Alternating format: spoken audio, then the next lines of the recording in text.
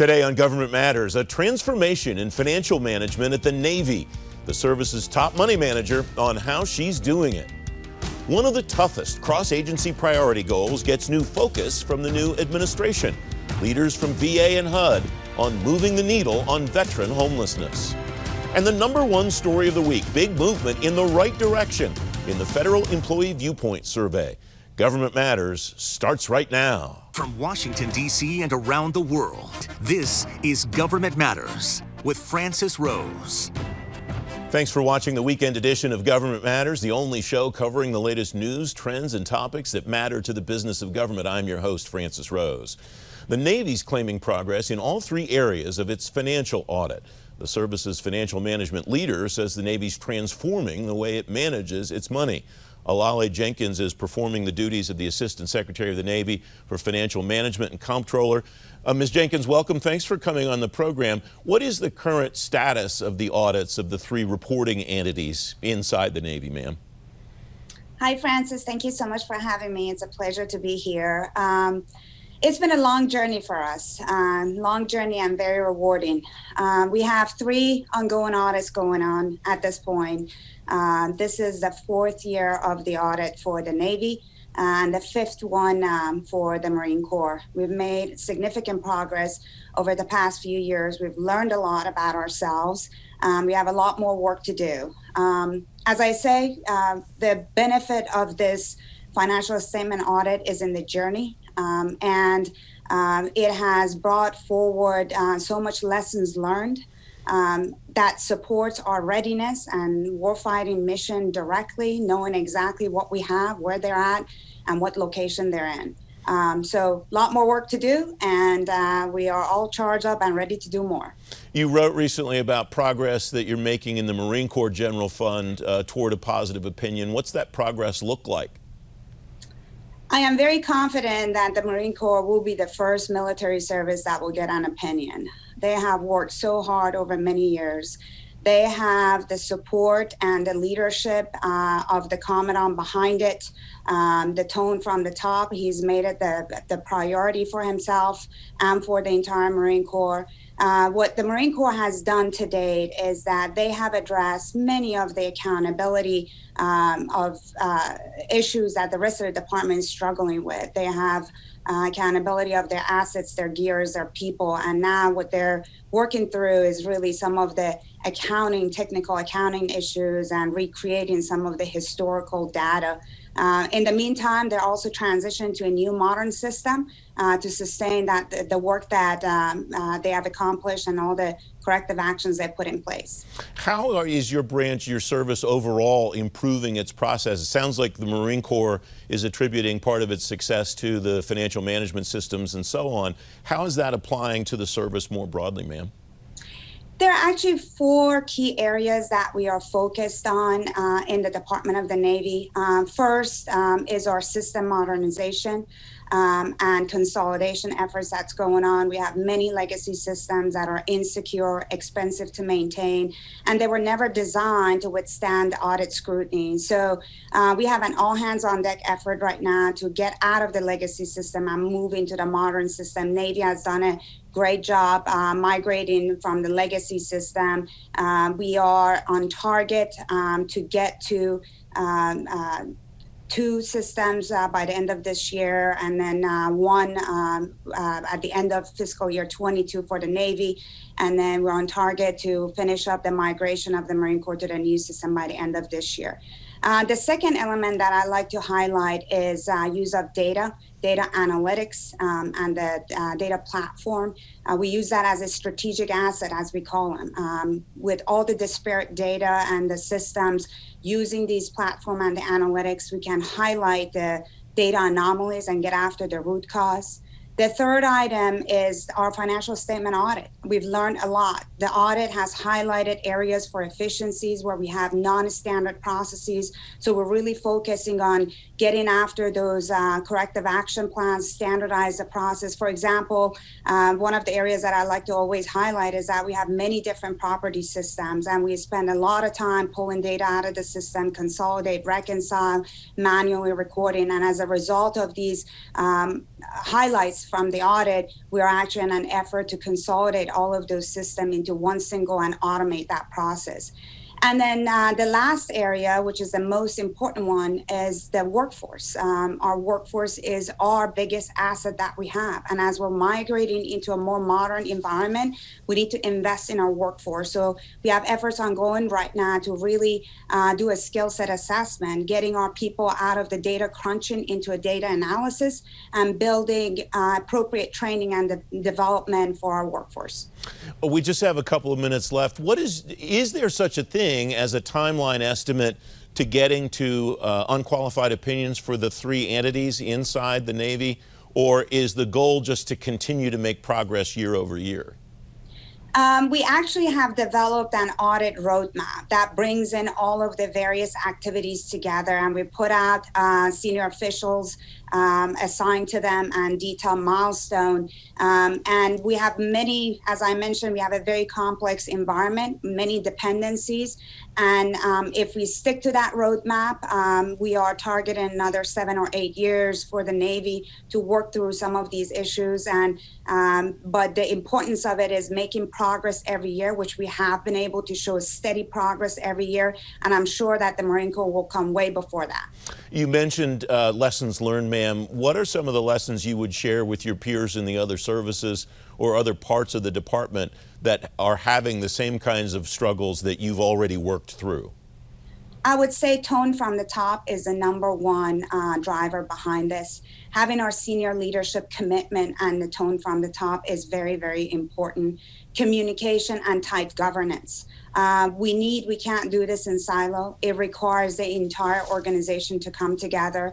And so identifying, communicating, setting expectation, and having tight governance has been key drivers behind this. And like any other initiative, successful transformation, we need to have tight project management. We can't always anticipate issues, but we want to make sure that we highlight the risk and we get after addressing those risks early on. And again, this is an enterprise level effort. We have many dependencies across the Department of the Navy and external to us. So working through all of that and collaboration across the Department of Defense to get us to success is key. Ma'am, it's great to have you on the program. Thanks very much for joining me today. Thank you very much, Francis. I appreciate you having me. Up next, working together across agencies to end homelessness for veterans. Straight ahead on Government Matters, a new partnership working to reach veterans who the agencies haven't reached before. You're watching WJLA 24/7 News.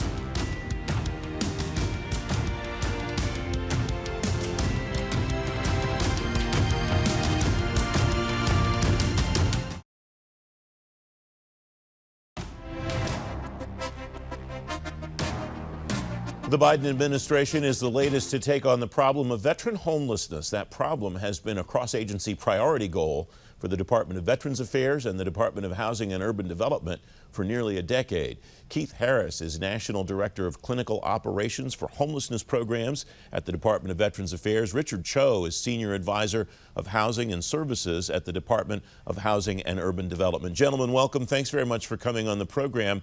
Richard, I start with you. How will you be working with your partners at VA to make progress on this CAP goal? Well, we've had a longstanding collaboration between our agencies and VA, but one of the things that has shifted over the last few years is that our leaders, the secretaries of HUD and VA, have not necessarily made ending veteran homelessness a priority that they're directly managing. That's what we'll be going back to, is ensuring that Secretary Fudge at HUD and Secretary McDonough at VA will be working directly to manage us, and they've charged us to develop a strategy to begin reducing veteran homelessness once again, with the ultimate goal of ending veteran homelessness. Keith, welcome and thanks for joining the program. What does this partnership look like from your perspective at VA? I think what Richard just noted is the biggest piece. We've actually worked very closely with HUD for the entire 10 years, as you noted, of this effort so far. What's been missing recently is that top level involvement of the secretaries, getting them in the room together, talking, meeting with us. And the big thing they bring, and this may not be completely obvious at the outset, but you can't replace that kind of high level involvement. When we had that kind of involvement in prior years, we could spend months, those of us in the trenches on this could spend months on an issue, go meet with the secretary. The secretary says, who do I need to call? Do I need to call the mayor? Do I need to call the city council, the governor, et cetera? And the problem is fixed like that. That's the piece that's really been missing and what I think this partnership will bring back. Keith, what is your sense of what the agency has learned over the years about reaching vets who are hard to reach? I've had discussions on this program and off the air with officials in both agencies saying there's just a component of this population that we may have tremendous difficulty getting to or may never get to.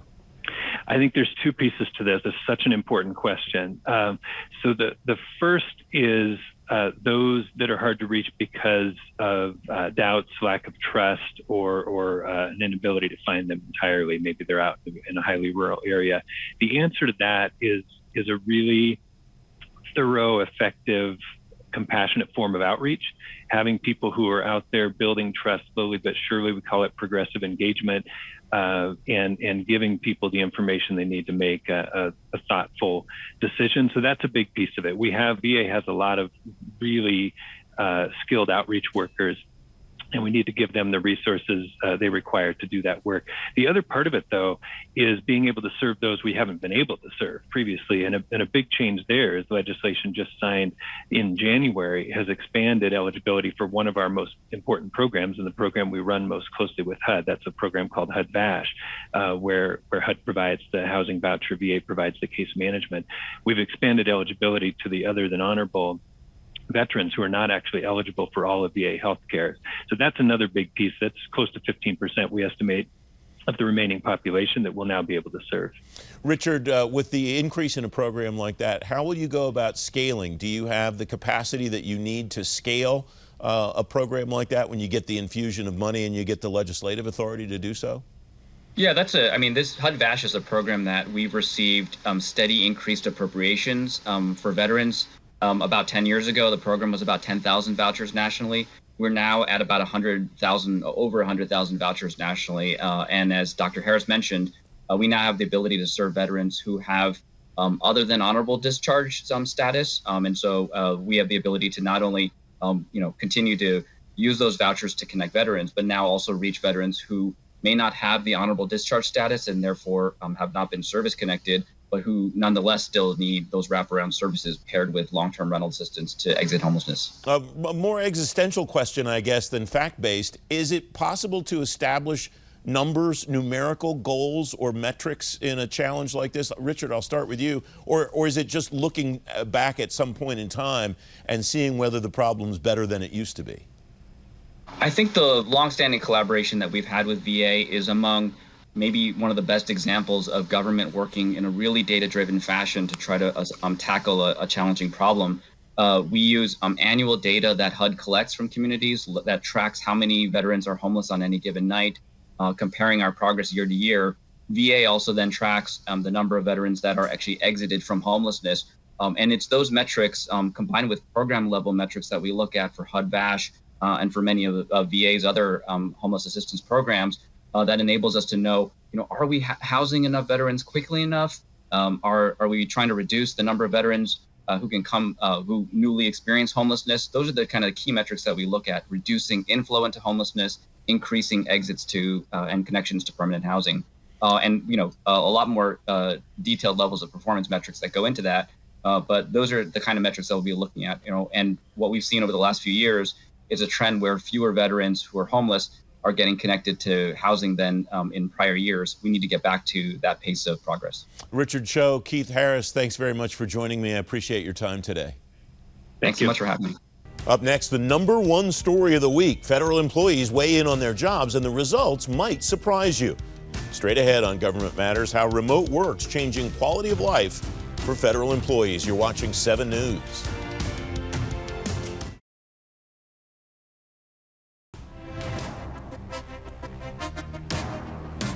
Now, the #1 story of the week. The new numbers from the Federal Employee Viewpoint Survey show employees that telework are more engaged than employees that don't.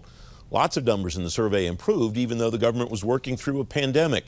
Jeff Neal's former Chief Human Capital Officer at the Department of Homeland Security, Terry Gerton's President and CEO of the National Academy of Public Administration.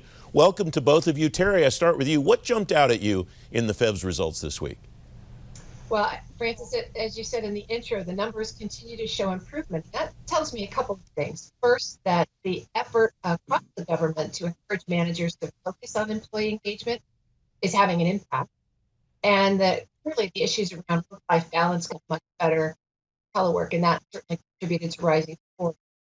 But this is Public Service Recognition Week, and so I wanted to point out that it's pretty clear that employees who worked at agencies that have even bigger missions during the pandemic really felt very positively about the impact that they made, and that comes through the scores. And I think that's what we really ought to highlight because they have such a key role in the services and programs that are beginning to drive our national security.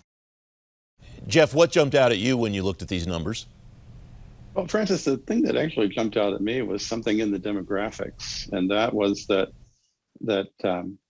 people at the GS 13, 14, and 15 level represent about 20% of the federal workforce, and they represented about 40% of the respondents in the survey this year. The other thing was the number of supervisors who responded. Supervisors make up about 12% of the federal workforce, and they made up, I think, about 23% of the respondents in the survey. So that makes me think that the survey may have a more optimistic view of how things are going in the federal government than things really are, because people at the higher grade levels and in management roles tend to have more positive views of an organization. So that was the first thing that kind of leapt off the page at me. What would you do with that as a Chief Human Capital Officer? How would you parse the numbers then, thinking that way about the demographics, Jeff? I would make certain that in looking at the data that OPM gives me, that I'd look at groups of grade levels and don't just take the overall agency number and say, okay, this is fantastic, I'm going to run with this and declare victory and go home. What they should be doing is looking at the various groups of employees to see how they perceive the agency. In my own experience at DLA was that we found that supervisors and managers just loved the place, and sometimes rank and file employees, were much different in their views. So I think they really need to dig into the data and not just look at top line numbers for the agencies. Terry, we have spoken on this program a number of times about telework. Jeff and I have talked about it. You and I have. We've talked about it all together. What do you take away from the telework numbers that came out of the FEVS this year? Well, I think a couple of things. And the numbers show a correlation. And the more that people work, the more engaged they are. But I think it also has an impact on the perspective on leadership, right? Because telework forces leaders and managers to communicate a lot more frequently. And so you see that in some of the numbers about how people feel engaged. Leaders are probably checking in with them not only about health and safety, on a much more regular basis about their work accomplishment. And so as that builds relationships, employee satisfaction goes up. We know that, and we see that in some of the numbers here. Jeff, as as agencies go through these numbers, what should they be doing with them? You talked a moment ago about digging down into them and understanding them for what they potentially really are. How does one go about doing that? How does one go about knowing potentially the unknowable? Well, the data does include all this demographic information, and to a large degree, it's available to agencies to be able to look at particular geographic locations, to look at different grade levels. So they can do a lot of things to start digging through the data to find out which groups of employees are most satisfied, which groups of employees are least satisfied, and then look at what the data tells them about things they could do. Pretty clearly, the data says that people like telework, and there was a huge benefit of telework. It also showed that federal employees, when there's a challenge, pull together and get focused on the mission, which is what we would expect out of federal workers. But I think that the data also tells us that they wanted a lot more support on IT, for example, and they didn't get that. And as we move forward with telework becoming more and more a fixture in the federal government and not something that people will be opposing right and left. We need to make certain that we provide the technological support that they need to be able to work effectively at home, to be able to measure performance of employees at home, and to be able to have them communicating with one another using technology that the agency is enabling or providing for them. So I think that's really important. Terry, did anything in the numbers surprise you? Was there anything that made you say, I didn't see that coming, I didn't expect that? You know, there was one surprise that I think is kind of remarkable, and that is where employees reported their perceptions of customer service delivery. You would have expected, with all the upheaval, with shuttered offices, with transition to remote work and loss of workforce, that customer service and citizen satisfaction would have gone down. But it only went from the mid-90s to the mid-80s. And so I think, as Jeff was just mentioning, that's a real test to the impact of engaged and effective federal employees and the connection that they felt with their mission. So they were able to support their citizens, clients, even in a really remarkable and disruptive environment. Jeff, 30 seconds left. Any surprises to you? Biggest surprise to me was that 40% of the respondents were GS-13s, 14s, and 15s. That's numbers skewed quite a bit to the high grade levels, and I'd really like to see the numbers for the lower and mid grade levels. Jeff Neal, Terry Gerton, thanks both very much for coming on the program. Great to have you. Thanks for having us. Don't forget, if you miss an episode of Government Matters, it's on our website, govmatters.tv, and you get a preview of every show when you sign up for our daily program guide. You text GovMatters to 58671. I'm back in 2 minutes.